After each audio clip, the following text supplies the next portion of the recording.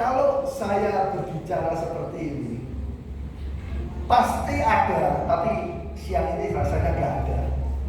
Hamba Tuhan ataupun jemaat pun akan berpikir begini, lah kuwi pendeta ini kok khotbah kayak guru sekolah minggu.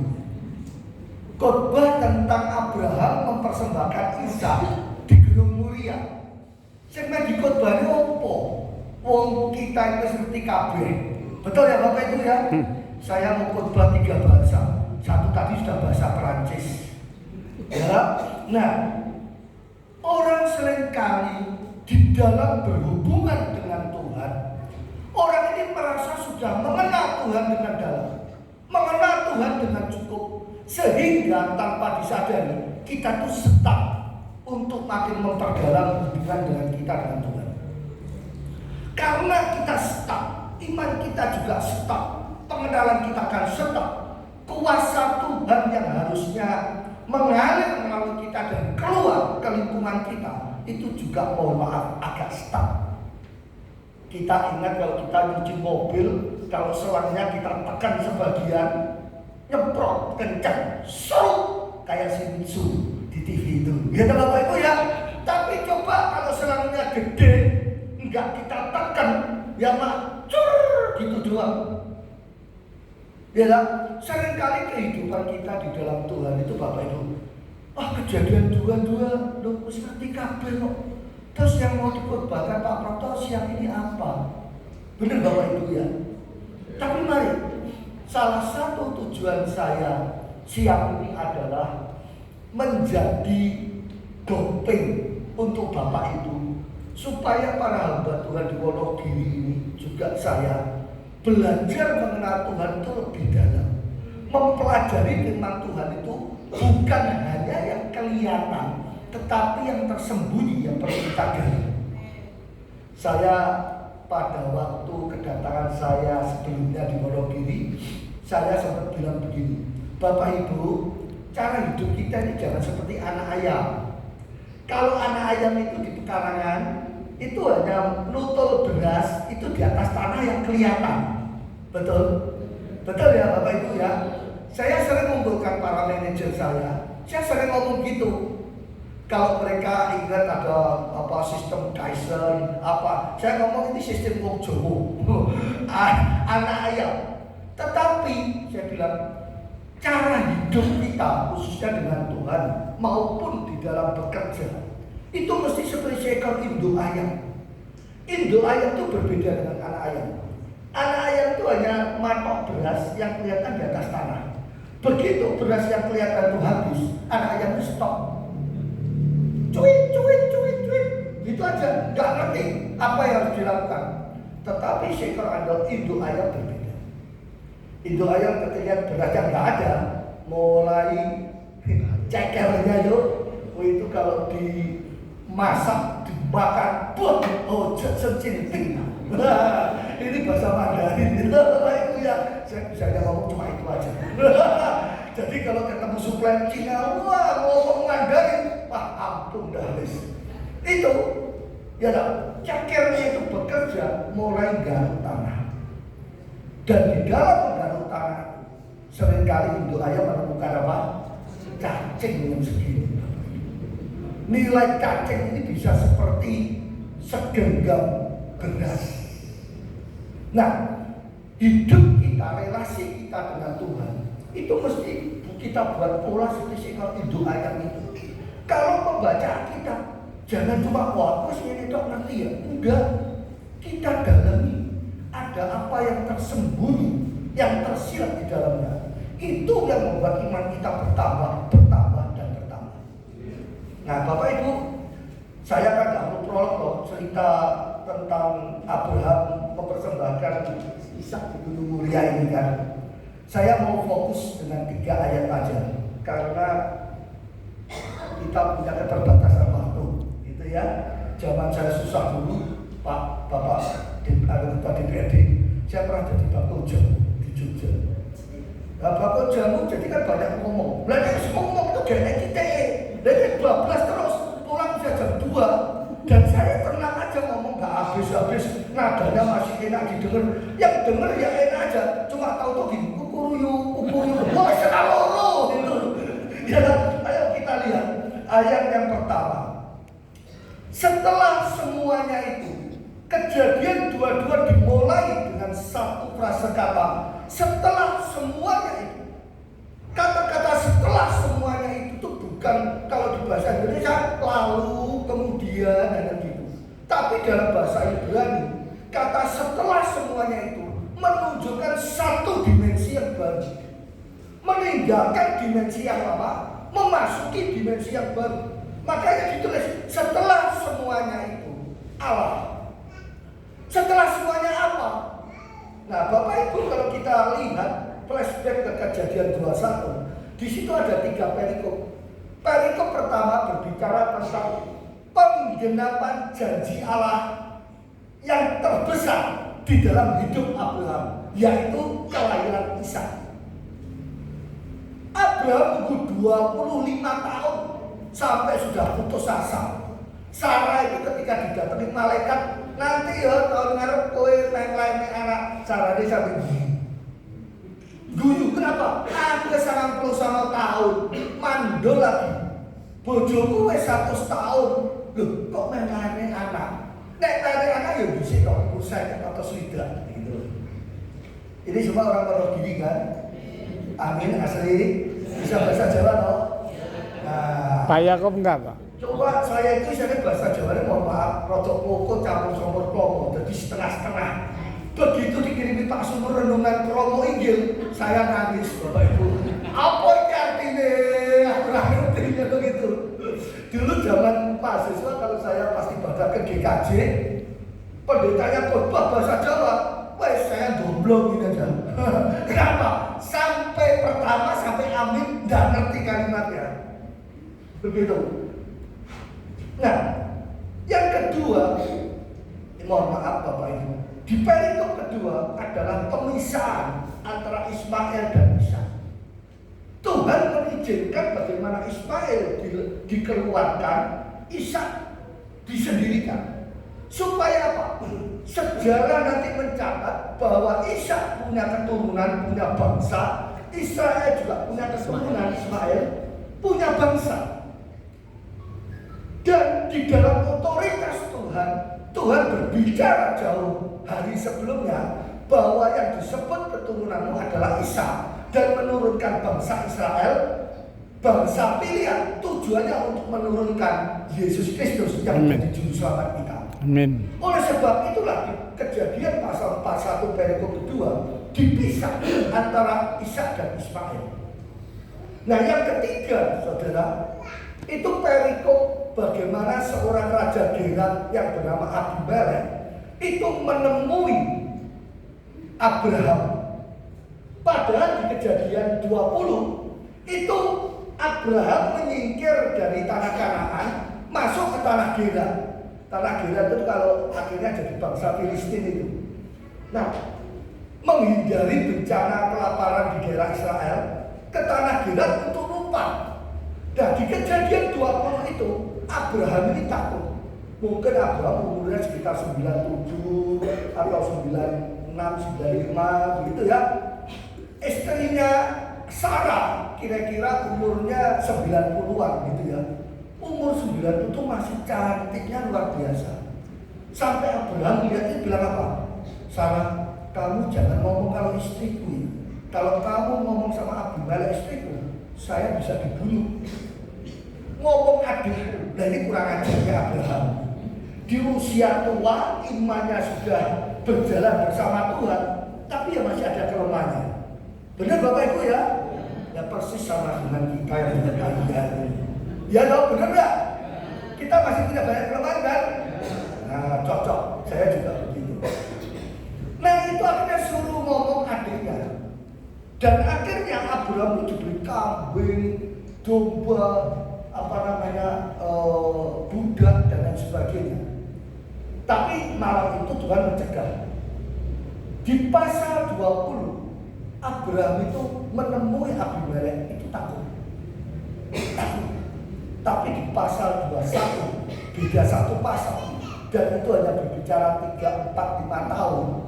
itu Abimelek menemui Abraham, Abraham, aku salaman sama kamu. Bersumpahlah kamu demi Allah, selama kamu ada, kamu jangan mengganggu aku. Kenapa? Abimelek dari hari ke hari melihat Abraham, dia tahu ini orang bukan orang biasa. Elohim menyebut Abraham ke Abimelek, itu nabiku, kamu jangan main-main.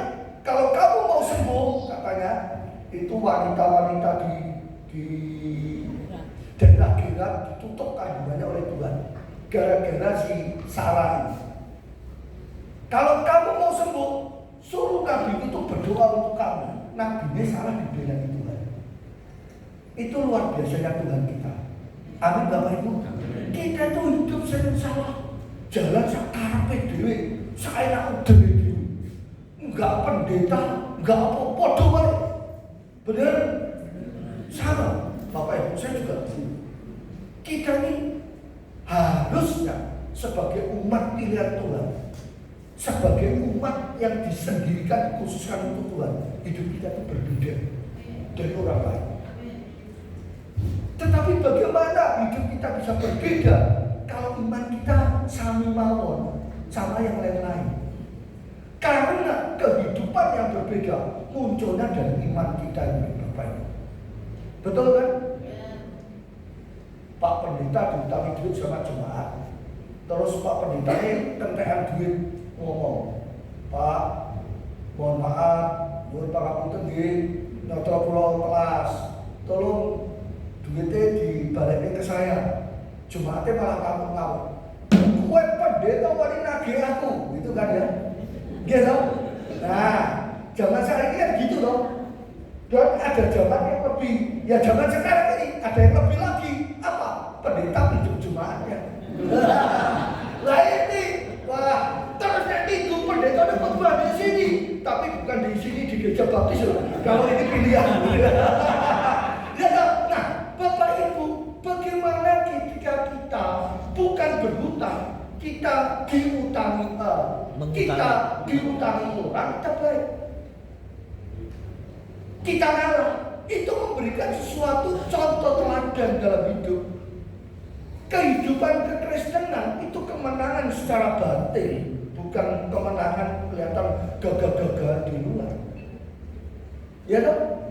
Kalau kamu dipukul pipi kanan, terus kasih kiri.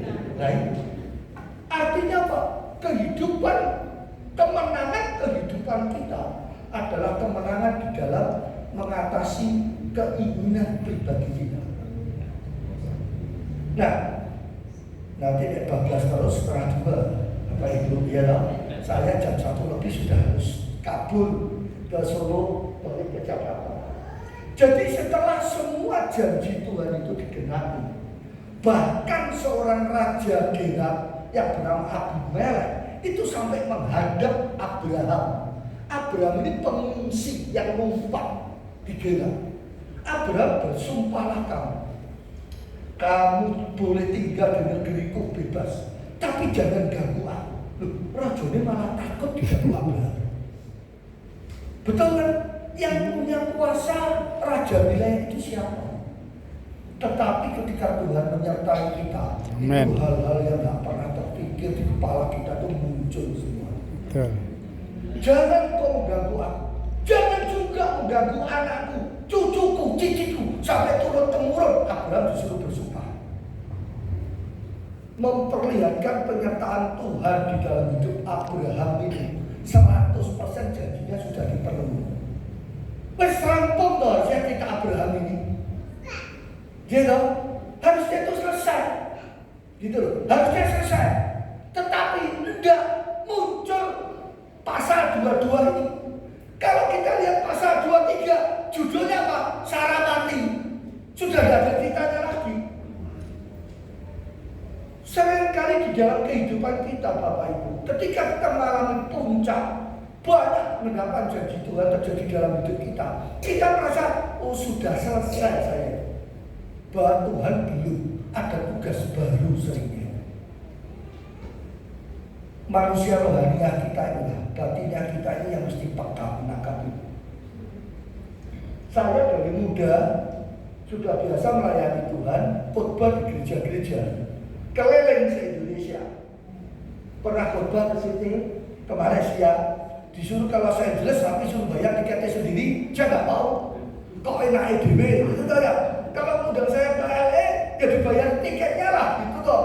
Kalau enggak ya pengen boleh gratisan. Nggak mau saya Bapak Ibu. Ketika umur saya sudah 59, sekarang umur saya 62. 59 saya pikir sudah selesai semua. Apa? Tuhan kalau saya sebagai seorang pengusaha dan saya melayani Tuhan di berbagai gereja, khotbah, saya pikir sudah selesai. Ternyata tidak begitu. Tahun 23 akhir ketika saya berdoa, tahu-tahu saya seperti mendapat bangsit. Seperti Roh Kudus ngomong ke saya, cukup yang masa lalu. Setelah semuanya itu, kamu bergerak, suruh bergerak, membangun, menggerakkan para hamba Tuhan sekota, termasuk di Wonogiri. Amin. Bapak Ibu, mohon maaf, keuntungan buat saya apa? Mohon maaf ya. Saya dari Jakarta ninggalin anak istri, perusahaan saya tinggal aja, jebret terbang sini. Dari Solo saya nyewa mobil, seret ke Wonogiri, ketemu teman-teman hamba Tuhan. Sore balik Solo, balik lagi ke sore, balik lagi ke Solo. Keuntungan saya satu, makan nasi liwet. Ya di Wonogiri ngincipin kacang metenya. Waduh, enak. Seakan-akan hanya seperti itu. Besok malam tidur, pagi saya balik Wonogiri. Selesai, saya langsung cabut lagi ke bandara. Pulang Jakarta. Anak saya bungsu sakit bipolar. Jadi begitu saya datang nanti di rumah misalnya setengah 7 jam 7, copot sepatu, nggak mandi, dia ngomong apa? Papi, ayo temenin aku makan. Nah, saya harus keluarin mobil, nyetir sendiri. Padahal saya punya sopir. Kenapa? Anak saya nggak nyaman kalau pergi bertiga. Jadi bapaknya siap sedia. Ayo, jam 7 keluar. Saya pakai sendal, kalau bersyukur bisa ganti celana pendek, kaos, gitu ya. Kalau enggak ya sudah begini, sudah rapi-rapi begini, sama anak diajak makan warteg. Mau warteg kan? Waduh, iki, bajunya saya linting. Seperti itu Bapak Ibu. Tetapi saya ngerti rencana Tuhan apa untuk hidup saya, untuk hidup Bapak Ibu.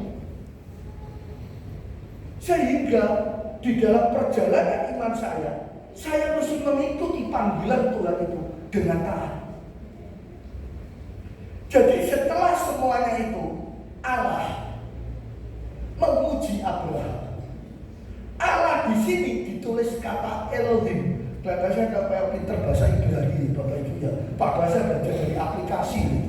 Saya gaptek mendownload aplikasi aja nggak ngerti, suruhan anak. Kok sini downloadin papi, keluar ChatGPT gratis. Nah, tetapi Roh Kudus menuntun saya belajar. Elohim menguji Abraham. Kenapa nggak ditulis YHWH, Yahweh menguji Abraham? Tetapi kok ditulis Elohim?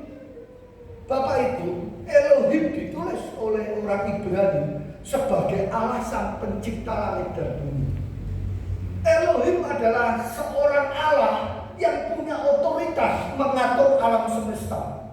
Elohim menunjukkan posisi yang tinggi yang tidak terjangkau oleh kita. Dan seorang Elohim ini berhak, punya kuasa memerintah kita, menginstruksikan kita.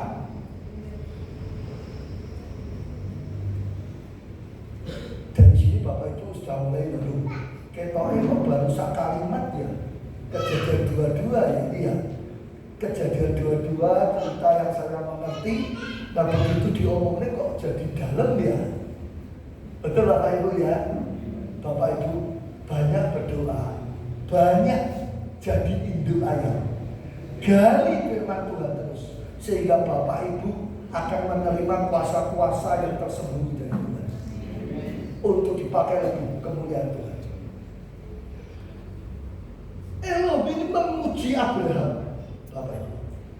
Tetapi lucunya, anehnya ditulis adalah Elohim itu harusnya memerintah, memberikan instruksi, memanggil Abraham. Tetapi di kejadian 1 itu, kejadian 22 ayat 1 dan 23 nanti itu Elohimnya bukan berbicara sebagai Allah yang maha tinggi, Allah yang maha kuasa, Allah yang berhak menentukan segala sesuatu. Tetapi Elohim ini menurunkan diri atau mengangkat Abraham sebagai sahabat. Nanti kita akan lihat Elohim memuji Abraham. Ia berfirman kepadanya, Abraham. Lalu saud Abraham begini, Hineni Tuhan. Itu bahasa Ibrani. Hineni Elohim. Hineni artinya apa?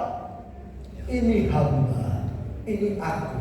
Dia menaruh posisi dirinya sebagai seorang hamba di depan Sang Pencipta. Hineni. Ini juga yang dipakai oleh Yesaya pasal 6. Ketika dia melihat kemuliaan Allah memenuhi bait suci, Allah berkata, siapakah yang mau aku utus? Yesaya bilang, Hineni Elohim, ini aku, utuslah. Sikap seorang hamba di depan Sang Pencipta. Ini Abraham. Ini Abraham. Padahal pasal sebelumnya Tuhan, kalau ada 50 orang bagaimana? Sebelumnya tetap kau hancurkan. Ngobrol. Tetapi di pasal ini dia ngomong Hineni Elohim. Ini hamba, berfirmanlah. Persis seperti Samuel kecil. Samuel, iya Bapak Eli manggil saya. Enggak. Terakhir dia ngerti ketika Allah memanggil Samuel kecil bernama Hineni Elohim. Ini hamba. Artinya apa? Ketika dia berkata Hineni, engkau berfirman apa? Hamba siap mendengar. Engkau mau mengutus apa? Hamba siap melakukan.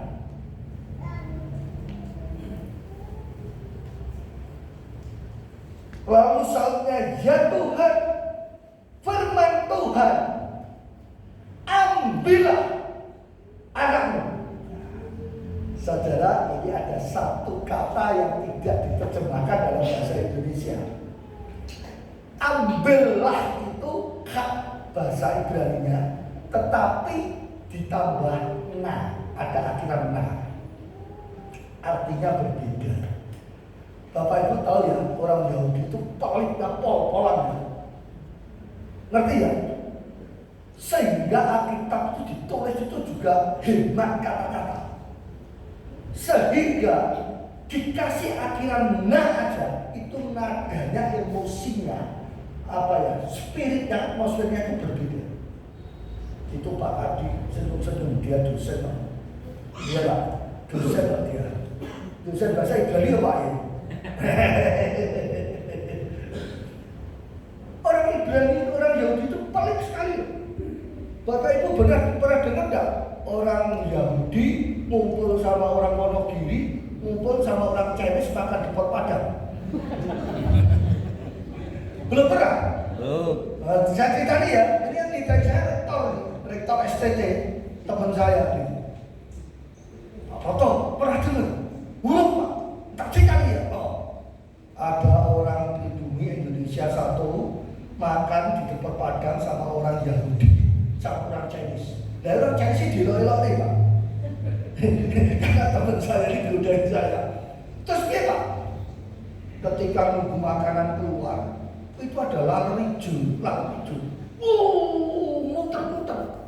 Lo muternya kok di atas mejanya 3 orang yang makan. Ke orang Wonogiri. Loh, Bapak Ibu kalau ditempel lalat hijau gimana? Pok, gitu loh. Masa dibeli? Ya ada, bener ya Pak ya? Pok, terus diapain? Buang tempat sampah. Orang Wonogiri kok. Dia kok. Wah. Lah di lalat itu kalau ada kejadian ya dipok. ada lawan hijau yang kedua. Nemplok di pipinya wong Cina. Yahudi. sama dia prok gitu kan. Habis itu dimakan Bapak Ibu. Dimakan lumayan kali pisang katanya. Waduh, lawan hijau. Itu orang Yahudi, Bapak Ibu. Nah ini yang terakhir jangan ketawa ya. Makan nanti ketawa nggak dapat makan siang. Ngomong dilalai yang ketiga, ngeplok ke orang Chinese. Orang Chinese sama, pak gitu. Habis itu dia apa? Kasih Bawa ke ke orang Yahudi. kaos kayak orang Yahudi. Dikasih orang Yahudi. Saya dengar itu ketawanya ingetin cerita itu guyu terus saya. Menceritakan bagaimana orang Wonogiri resian, orang Wonogiri pelitepor, wong Chinese itu gagal sampai lawan hijau dijual.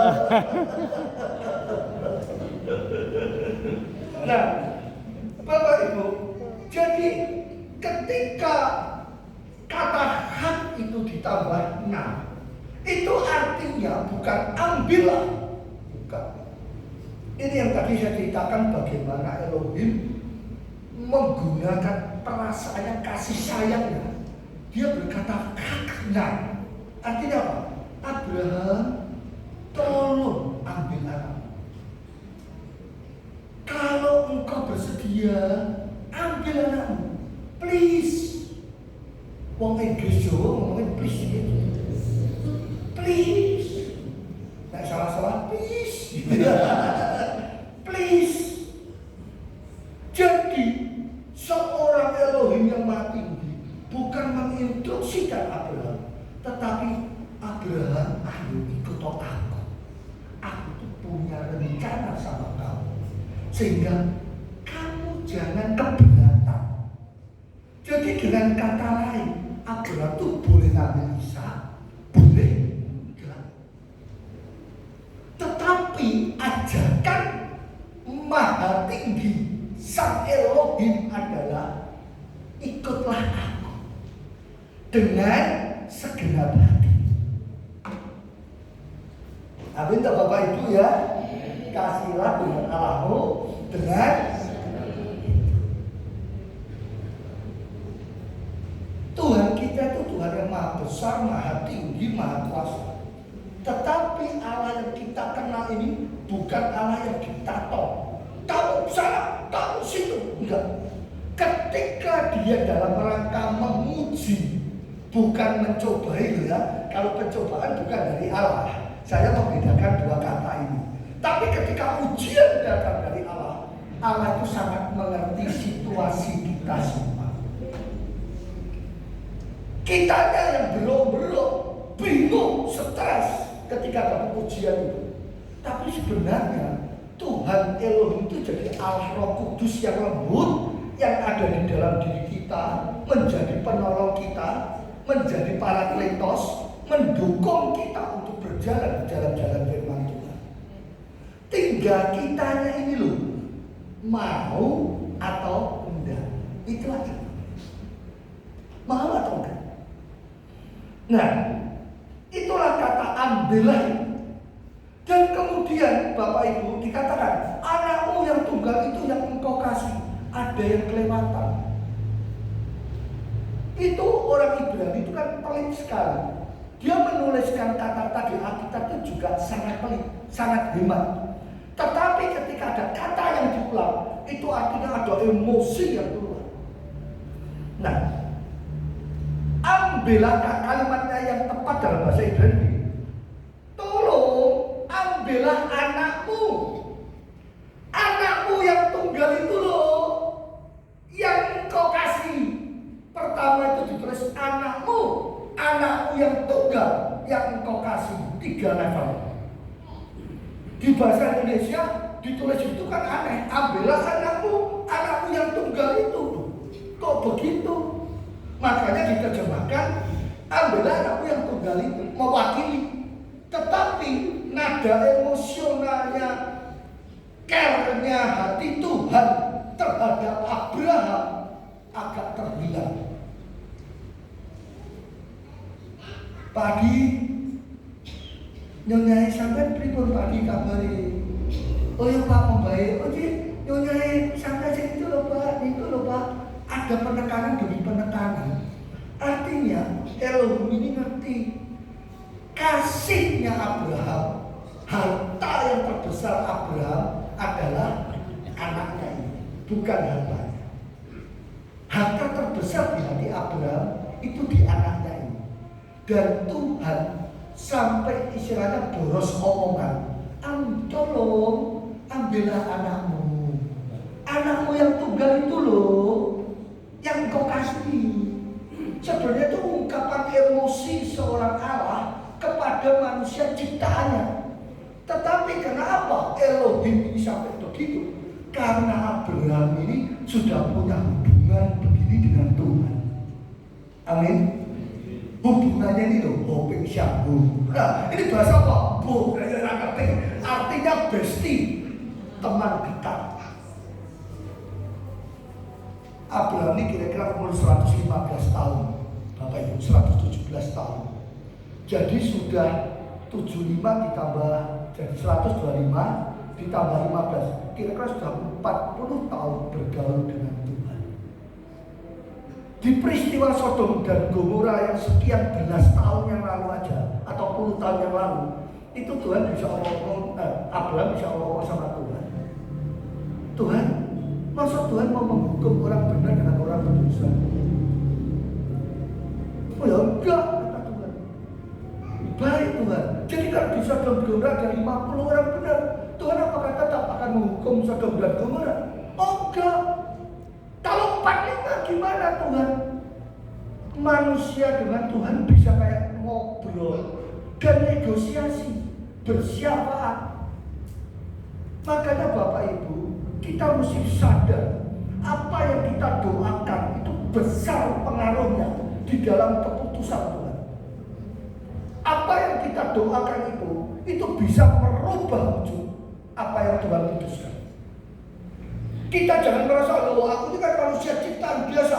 Bapak Ibu tahu nggak bahwa posisi Bapak Ibu itu adalah Dewan Musyawarah Tuhan. Mazmur 25 ayat 14 atau berapa? Tuhan bergaul karib dengan orang yang takut akan Dia. Bergaul karib itu dalam bahasa Indonesia sot. Sot itu adalah Dewan Musyawarahnya Tuhan. Orang-orang yang ada di lingkaran dekatnya Tuhan. Makanya tertulis doa orang benar, bukan doanya yang benar, tetapi siapa yang berdoa itu. Siapa yang berdoa itu yang membedakan kuasanya. Dan yang kedua adalah kesungguhannya di dalam berdoa. Lalu Bapak pendeta, Ibu pendeta, hidupnya tidak diubah sesuai firman Tuhan. Doa jengkang-jengking 10 kali pun yang akan dijawab Tuhan.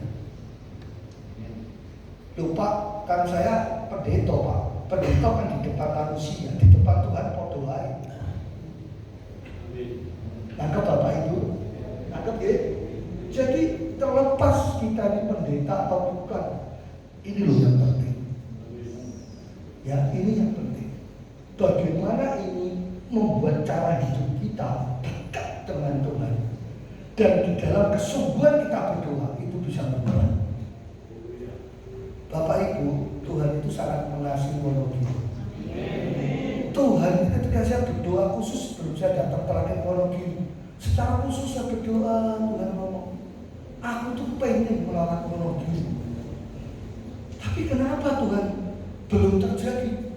Aku sedang menunggu orang-orang pilihanku, sahabat-sahabatku, rekan-rekan sekerjaku untuk apa? Berkumpul, menyatukan hati, sepakat, berdoa, minta apa untuk Wonogiri.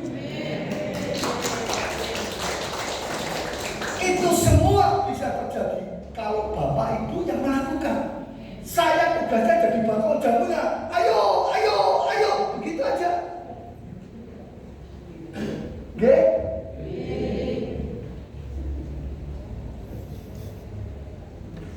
Yakni Ishak, pergilah ke tanah Moria. Nah, ini ada satu kata yang tidak diterjemahkan lagi. Saya ini kayak orang Ibrani ya. Tapi ya jangan sampai nenek lalang hijau kita ceplok terus. Jangan ya. Pulang-pulang bisa dihari saya. Gitu. Pergilah. Pergi ini bahasa Ibrani-nya lek, tetapi ditambah satu kata leka. Jadi kalau saya ingat itu wong Jawa gampang apa? Bule leka. Ya tahu ya, bule leka. Leka ini tidak di kitab Perjanjian Lama hanya ditulis 2 kali dan semua hanya terjadi di Abraham. Yang pertama leka itu ditulis di Kejadian 12. Lalu berfirmanlah Tuhan kepada Abraham. Abraham pergilah dari. Nah, pergi itu ditulis leka, bukan hanya kata pergi. Cuma kalau di Indonesia kan itu mesti dipanjangin sekali Pak, sehingga Alkitab ini tidak bisa menulis seperti itu. Nah, yang kedua, pergilah di Kejadian 22 ayat 2 ini itu juga ditulis leka. Hanya 2 kali ini aja. Tidak ada nabi lain siapapun di Perjanjian Lama yang ditulis leka lagi. Hanya Abraham. Artinya apa? Artinya kalau diterjemahkan kayak gini. Abraham, pergilah untuk satu maksud kamu menemukan jati dirimu yang baru. Nah itu di Indonesia kan terus bingung dong Bapak Ibu. Pergilah ke tanah mulia untuk menemukan satu dimensi iman, dimensi hidupmu yang baru. Ketika Abraham dipanggil keluar dari negerinya di Kejadian 12, dia diminta meninggalkan kebergantungan dia terhadap berhala-berhala, memindahkan kepada satu Elohim, satu Tuhan. Dia suruh meninggalkan kebergantungannya kepada negerinya, kepada sanak saudaranya, kepada keluarganya. Zaman dulu orang tinggal itu kan di satu kemah Bapak Ibu ya, dari kakek, bapak, anak, nanti tambah cucu, ngumpul semua. Ya karena kan keluar itu kan sudah masih alam buah semua. Nah, Abraham itu suruh meninggalkan negerinya, meninggalkan budayanya. Dia dari Ur Kasdim itu kakeknya Abraham, bapaknya Abraham itu pembuat patung berhala. Jadi mereka itu menyembah kepada banyak dewa. Nah, Tuhan gak mau itu. Dia memanggil Abraham sebagai satu bapak bangsa untuk apa? Untuk bergantung pada satu Allah. Leka, pergilah kamu dari negerimu, dari sanak saudaramu, dari rumah bapak ibumu, untuk menemukan identitasmu yang baru. Identitas siapa? Bukan Abraham lagi, tetapi Abraham. Nah, di Kejadian 22 ini, orang itu sudah jadi Abraham, diminta untuk leka lagi, naik level, naik ketinggian. Padahal umur Abraham sudah 115, Bapak Ibu. Kira-kira itu. Sebenarnya Abraham juga bisa berkata, Tuhan sudah cukup. Aku sudah berjalan dengan Tuhan 40 tahun, sekarang sudah masukin masa pensiun atau emeritus, menikmati hidup, begitu ya. Tapi buat Tuhan rasanya ini gak cukup. Ada satu ujian dan tertulis di Alkitab, inilah ujian terakhirnya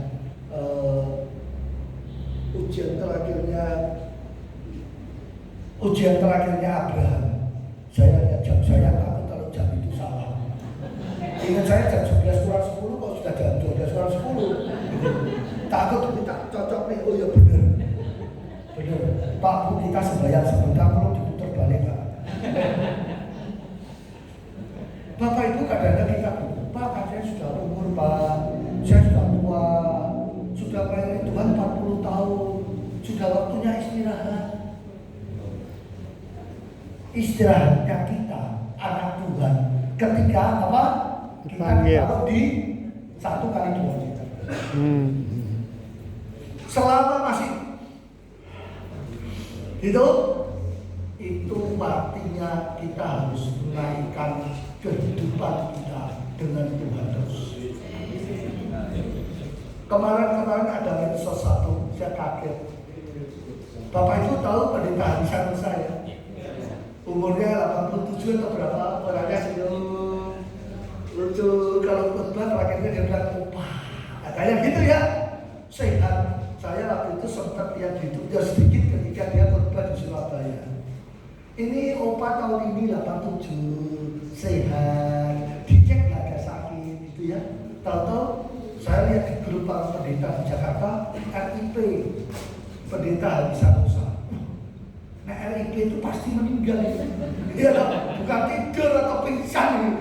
Saya baca lagi takut salah, bener RIP. Terus kumpul, ada fotonya, oh ya saya ngomong rest in peace, oh ya, saya panggil Nah kemudian tahu-tahu di TikTok atau YouTube saya muncul satu TikTok apa YouTube saya lupa. Saya buka apa? Pak Harisan Nusa lagi di rumah sakit, hidungnya dipasang selang. Bapak itu tahu dia bicara apa? Nah nanti lihat YouTube-nya lah, Harisan Nusa apa di rumah sakit atau apa? Saya lihat sedikit. Di hari-hari terakhirnya dia sebelum meninggal, dia mengajak kita semua untuk maju di dalam iman. Luar biasa kan? Saya ingat Rasul Paulus di penjara di bawah tanah, di usia tuanya dia sebelum meninggal, dia nulis surat kepada Timotius. Aku ingat iman yang ada dalam dirimu, dari iman nenekmu yang turun ke ibumu dan turun ke kamu, iman yang tulus dan murni. Maju Timotius, dia lagi di penjara kedinginan, bawa perkamenku, bawa jubahku, dia tersiksa di dalam penjara, dia masih kuatin orang. Luar biasa kan Bapak Ibu? Luar biasa kan? Orang mau mati, tapi sampai keluar napas terakhir, baru benar-benar dia stop. Selama masih ada napas, masih dibuat seperti itu. Kalau nggak salah, saya lupa, 4 surat Rasul Paulus yang ditulis dari dalam penjara. Di dalam penjara bukan sesuatu yang enak Bapak Ibu. Ya kalau penjara sekarang sih ya jaminan hidup, itu kan ya, dikasih makan, tempat tidur, layak. Zaman Roma penjara, Rasul Paulus 2 kali di penjara rumah, nggak boleh berhubungan dengan orang luar, dan yang kedua ditaruh di penjara di bawah tanah. Tetapi Rasul Paulus masih mengeluarkan surat yang kita baca dan memberikan satu penambahan iman sampai hari ini. Lanjut ya. Jadi pergilah kamu ke tanah mulia. Nanti kamu akan menemukan satu kehidupan dimensi yang baru, kehidupan di dalam Tuhan. Ini kata pergi. Dan persembahkanlah dia di sana sebagai korban bakaran pada salah satu gunung yang akan kukatakan kepadamu. Ayat ketiga, ayat terakhir. Keesokan harinya pagi-pagi, bangunlah Abraham. Ia memasang pelana keledainya dan memanggil 2 orang bujaknya beserta Ishak anaknya. Ia membelah juga kayu untuk korban bakaran itu. Lalu berangkatlah ia dan pergi ke tempat yang dikatakan Elohim kepadanya. Malam dia bingung, gak ngerti ini maksud Tuhan kenapa. Anak perjanjian dilahirkan umur 15 tahun, mohon maaf, suruh nyembelih, mempersembahkan untuk Tuhan. Artinya apa? Isaknya kan pasti mati. Bapak Ibu ngerti sendiri persembahan zaman dulu seperti apa, ya kan? Di tengah malam di dalam kebingungannya dia, di dalam intimidasi yang dia alami, imannya tetap menang melawannya. Pagi-pagi Abraham bangun siap berangkat.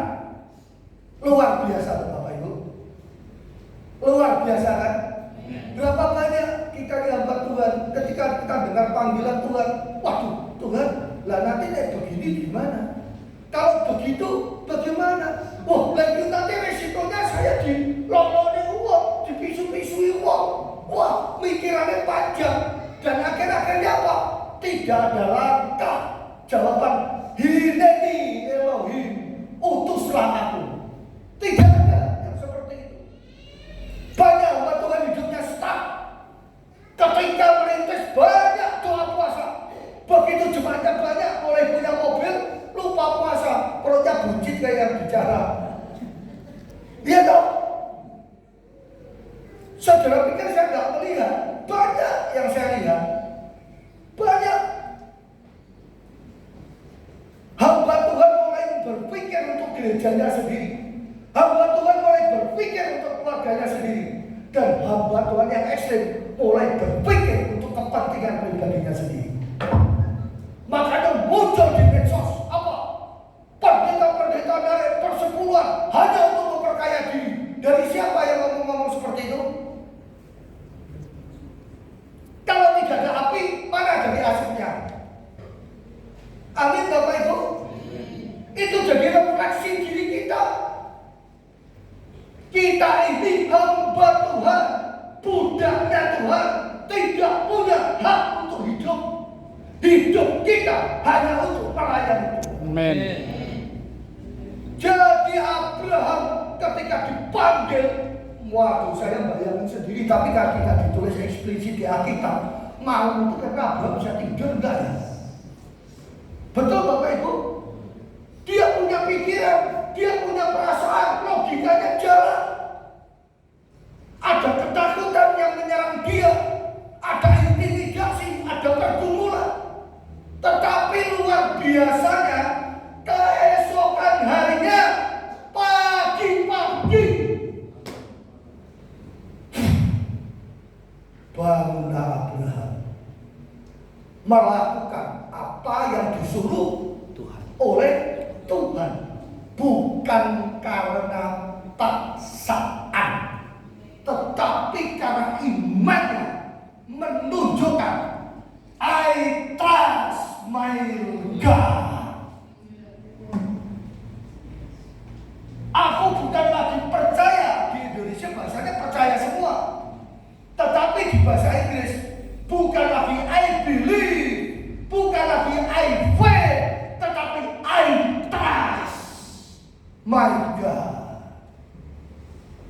Aku percaya penuh dengan Allahku. Makanya ketika jalan, dia bilang begini sama bujangnya, kamu tunggu di sini ya, aku sama anakku mau sembahyang, nanti kami berdua akan balik sini. Loh, gimana caranya balik, anak mau disembelih? Tapi Tuhan, iman Abraham bilang apa? Tuhanku Tuhan yang Maha Kuasa. Kalau anak sampai mereka aku sembelih, Tuhan bisa membangkitkan dia saat itu juga. Ketika Ishak tanya, Bapak, di sini ada kayu bakarnya, di mana domba persembahannya? Iman Abraham berkata, nanti Allah kita akan menyediakan korban bakaran untuk dia sendiri. Aduh, makanya jadi bapak orang beriman. Kalau kita, nah, Bapak Ibu, sejenak ayo kita refleksi. Bu Sigit nih, siapa? Ayo ngomong mana Mbak Astri, ayo TPW. Bapak Ibu, siang ini kita perlu merenungi. Sebenarnya yang nomor satu dalam hidup kita ini siapa? Posisi kita sebagai pendeta, sebagai gembala, uang kita, jabatan kita,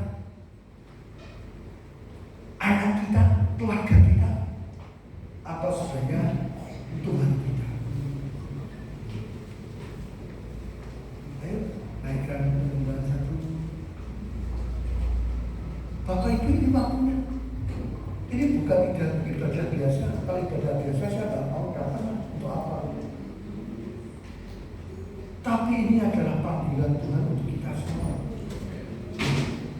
Wonogiri sedang memerlukan motor-motor penggerak dari para hamba Tuhan. Motor-motor penggerak itu adalah orang yang mau menaruh diri hidup untuk Wonogiri. Bukan hanya berpikir untuk keluar pribadi, untuk keluarga atau untuk gerejaku. Ya itu pasti harus kita pikir. Tetapi mulai berbicara, Wonogiri memerlukan Engkau Tuhan. Aku mulai mau berdoa untuk Tuhan. Aku mulai berdoa untuk Tuhan untuk Wonogiri.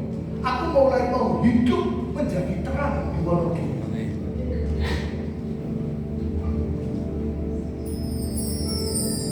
Saudara, Matius 5 banyak berbunyi demikian.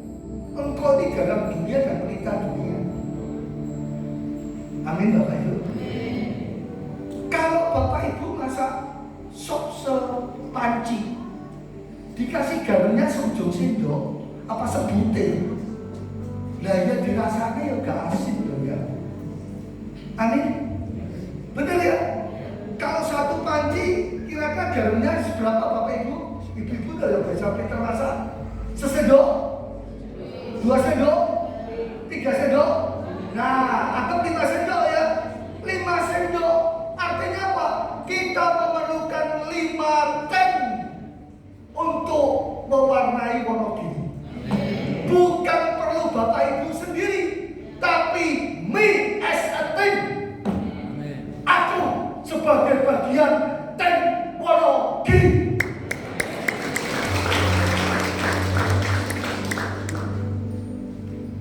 Garamnya dimasaknya sok diaduk. Garamnya gimana Bapak Ibu? Hilang, bercampur dengan soknya. Ojo egone digawa. Kalau garamnya ego, aku nggak mau. Aku nggak mau ya tetap jadi garam terus, tidak mewarnai. Amin. Kota yang di atas gunung tidak mungkin tersembunyi. Artinya apa? Pelita satu pendeta, digabung satu pendeta, gabung pendeta ketiga, keempat, 5, 20, 30, 50, baru kelihatan menerangi kota. Kalau satu orang pendeta, 5 orang pendeta, gak cukup menerangi kota. Memerlukan 5 sendok, 5 ten. Timur 1, timur 2, selatan 1, selatan 2 kota. Memerlukan 5 ten untuk merubah kota Wonogiri. Dan orang-orang yang dipanggil adalah orang-orang mendengar suara Tuhan. Abraham, Abraham, ini Tuhan, ini aku, utuslah aku. Bapak Ibu, siapa siang ini yang Bapak Ibu merasa dipanggil Tuhan untuk Wonogiri? Boleh angkat tangan?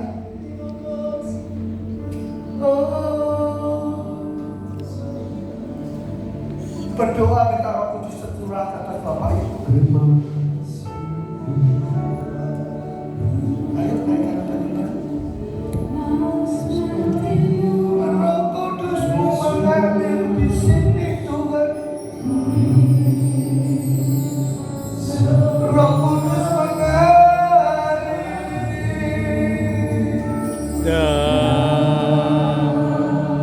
dalam setiap jam.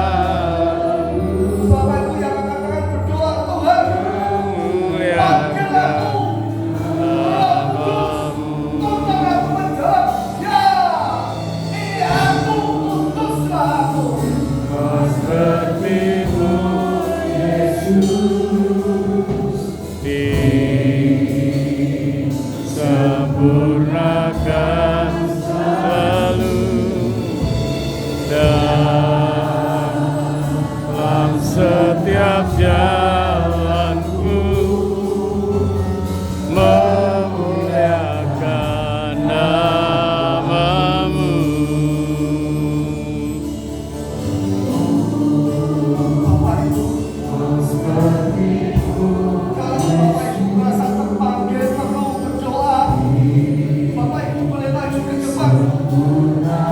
Saya mau terima kasihkan api kegerakan Roh Kudus kita